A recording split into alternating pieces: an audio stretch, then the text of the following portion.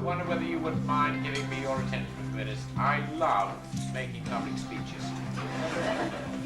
Now, as far as I'm concerned, this is really a great day. We're really celebrating the reopening of the village hall after its refurbishment. And I must say, in order to refurbish it, we've really done a lot. I'm not going to go through it. You can see it all. Outside, there's been a lot done too. The roof's been redone, and there's been gravel put around the bottom to stop the grit going, the damp going up. We've had new doors, windows. We've had it wired. We've had it re-piped. Can't even remember the word. Yep. Etc.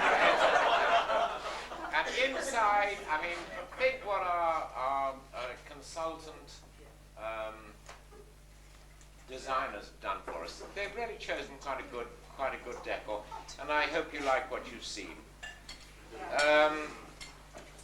This hall has belonged to the village for 30 years or more, and I know that in the past it was much loved and much used, and it was a pity that over a period of time it deteriorated. I've heard many stories about how it was in the past, and all those stories ring true. And after this sad period of decay, it is great, as far as I'm concerned, to see it back in this super condition, and I hope it's got a great future in front of me. In front of it, not me. To me, the thrill of having been involved in this really has been the support that has come from the village. It would have been totally impossible without that support. Ron tells me that there are something like 90 houses in this village. I would like to tell you that 60 families have supported this work, either by gifts of the work they have done at incredibly low prices or for no cost at all, or for the things that they have actually given to the hall, or for the money that they've given to the hall. And really, that is an incredible proportion of a village. 60 out of 90 houses have done something for us. Now, in fact, of the money gifts, I would like to tell you, because I think it's interesting, they have been quite incredible. We have had 2 gifts of £1,000. We have had a lot of gifts in the hundreds. We have had even more gifts in the 50s, the 25s, the 20s, the 10s, the 5s, even the 2s. And every single gift has been most welcome. In total, we have raised £8,000 in this village alone to renovate this hall. And what an achievement that is. But apart from the 8,000, I think the greatest thing of all is that so many people in this village can now say, I gave something to the renovation of this hall, and they can all take a pride in it, and I think that's great. I think you'd also like to know, in passing, that the Parochial Church Council also gave generously. I also want to pay tribute to the Employment Action Group of Berensfield. Now, they have done a very large proportion of the work, and of course it has been free to us. They've done a first-class job. And so really, the first part of this speech, I'm getting on pretty well, you know. The first part of this speech is to say from the management committee of the hall an enormous thank you to everybody, just everybody that has contributed to its renovation. I think it's great. Now, as to the future, there's lots more we would love to do. There really is. I mean, the front is still a pretty good shambles. We would love to tidy it up and put up a new fence or a new wall. We would like to pave it. We would like to do this, that, and the other. In the hall itself, we would like to buy new tables, we'd like to buy new chairs, we might even like to have a small stage. And there's another thing, I personally believe that we really need some storage space. If we're going to let this hall, we need to be able to let it absolutely clear and be able to put everything that we don't want into some storage space. If we're going to have the kids with play groups here, they've got stuff they want to store. Somebody was talking about having a ping pong game here. Well, if they're not playing ping pong, we've got to get the table out of the way somewhere. I believe we really need some storage space. Now, some of these things we can do with the money we've got, but not all. And so as far as the future is concerned, it really does depend now on how the village reacts to this facility that we have now provided. I mean, if people can see it as a facility which they want to use, whether it's for bingo or for, I don't know, wedding receptions or for children's play groups or for whatever, and they get it going, that will bring in money to the village hall and it will go. And if it goes like that, then we will be able to do all the things that we want to do. If not, well, then we shall simply have to cut back. But we've got a facility here now, which I think, and I hope you agree, provides an opportunity for the village to make use of it and to enjoy it. Now, with regard to that, what we've done, the management committee, is we've set up an entertainments committee. Now, the members of the entertainments committee are Ron Jones as the chairman of it. I mean, he's the sort of eminence grise behind everything that goes on in the village. He's been here a very long time. He knows everybody. Need I go on? Anyway, Ron Jones is chairman of it. Tina Cox has agreed to sit on it. Helen McCurdy has agreed to sit on it. Kathleen McMinn has agreed to sit on it. And Ann Taylor have agreed to sit on it. Tyler, sorry, Ann Tyler. So sorry. Now they're there not to run the whole damn thing, but to be there to stimulate and to help and to give advice and to get things going. But if anybody has any ideas as to what they want to do with the whole, please get on with it. That's fabulous. And if you want any help, go and see one of these people on the entertainments committee, and I'm sure they will be prepared to help get it going. The rates for hiring the village hall are on the notice board. There's a notice board out in the vestibule there. I don't know if we had one before, but there's one there now. And the management committee, the entertainments committee, everybody is up on the notice board. So there's no excuse for not knowing whom to contact should you want any help.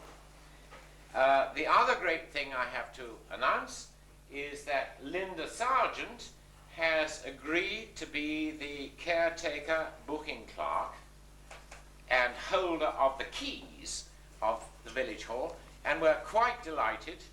The management committee were over the moon when she agreed to do it, and I'm sure it will run extremely well under her care. Thank you, Linda. And that is the end of the future, or I hope the beginning of the future. Now to the ceremony itself. We thought that on this special occasion, and it is a special occasion, we've renovated the hall, that it would be nice to unveil a plaque. And the plaque, the intention of the plaque is simply to pay tribute to everybody in the village that has made this renovation possible. And so in a few seconds we're going to unveil a plaque which is already implanted on the wall there. Now the management committee had a great problem in front of them. Who was to unveil the plaque?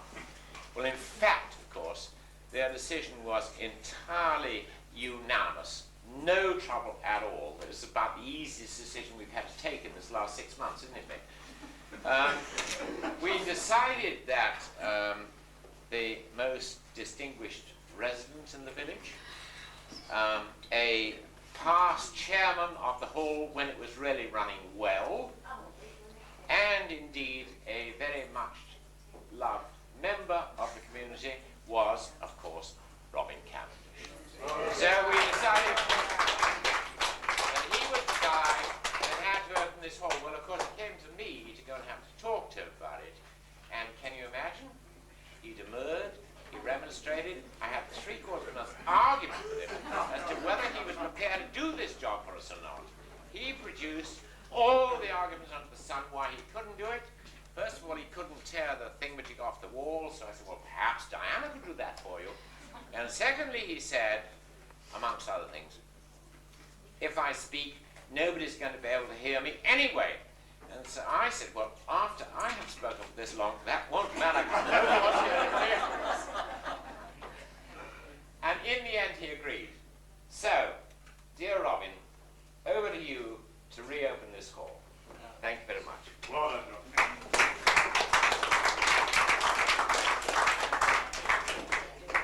Diana, you better get down.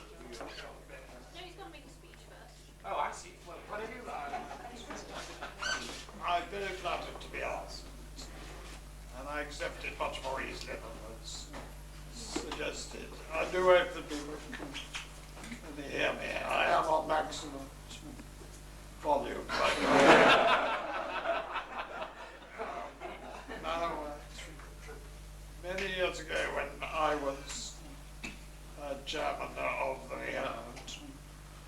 Village Hall Committee, we struggled over the years, and all we achieved were the new lavatories, the ceiling, repainted the walls inside and out, and we thought we'd done quite well, but we did nothing compared to what has taken place over the last few months. All really that I was going to say has already been said in the last few minutes, so I'm going to alter that. I'm going to alter my little speech, because what I do want to say is that what was needed to produce this was a certain amount of dynamism from a bloke who was able to get the village pulling together and working to create this result. And I think that in John Hutchins we found a fairly brutal dealer who was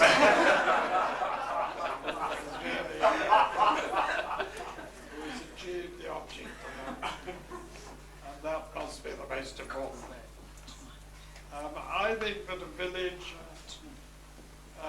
that has some community feeling about it needs a village hall, and one that is in good nick. We are now among those, among that group of villages which has got a place which is central to the village, and I do hope that everyone will take advantage and use it to encourage their friends in other villages to use it, because if it's not used, the point is lost. And I'm sure it will be, having come round here earlier this week. I was delighted to see the unbelievable improvements which have come about in the last few months. So that, I think, is all I'm going to say. Thank you all for your help, and I hope that I speak on behalf of all of you in thanking Sean Hutchins and his committee for achieving what they have done so well.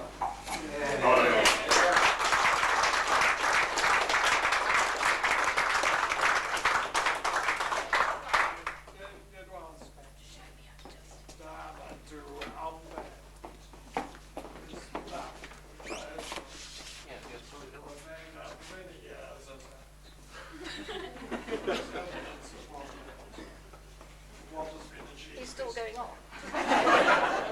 Okay.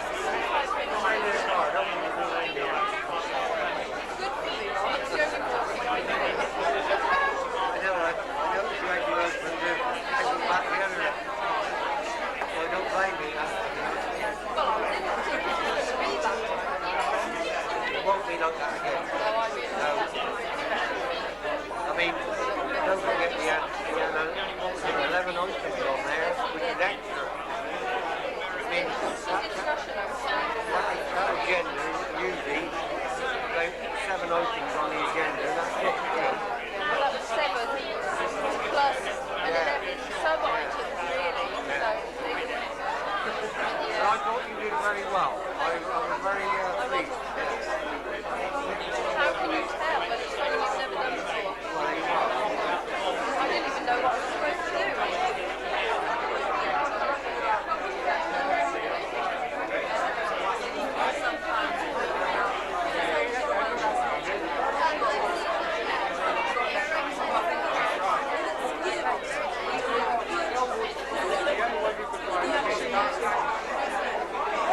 So the observers can open the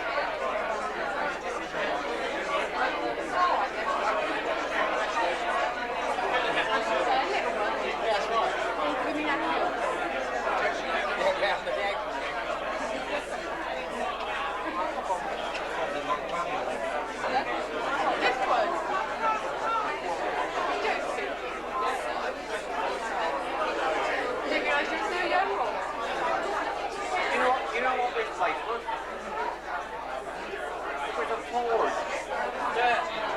Where they shoe the horses. Where was your wheel there? Your capital, yeah. So you've got another view of this with the capital wheel there and the forge back here, you see? Just change that one. Small wall up there now. Look at this one. Look, this is Mr. Euclid. There's That road